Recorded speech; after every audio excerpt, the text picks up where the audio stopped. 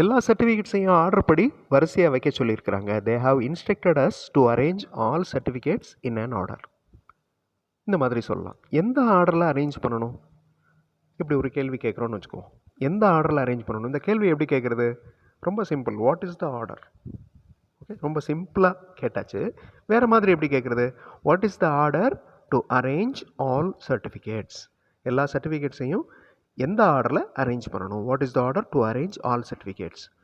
இதே கேள்வியை வேறு மாதிரி கேட்கலாமா? Look at this. May I know the order? எந்த ஆர்டர்னு தெரிஞ்சுக்கலாமா? May I know the order? So ஒரே விஷயம் வேறு மாதிரி நம்ம கேள்விகள் ஃப்ரேம் பண்ணுறோம் பாருங்கள்.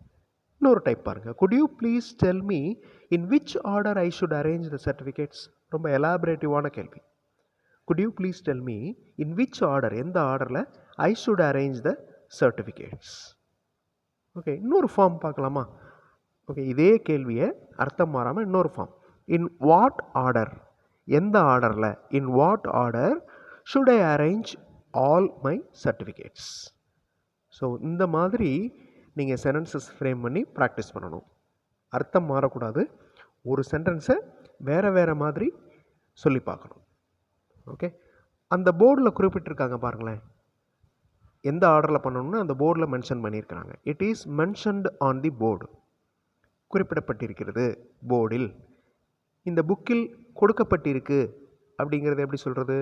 இதே மாதிரி தான். It is mentioned on the board மாதிரியே it is given in this book. Okay, it is given in this book. இப்போ இதே மாதிரி இன்னொரு வாக்கியம் நீங்கள் ஃப்ரேம் பண்ணுங்கள். இந்த சுவற்றில் எழுதியிருக்கு.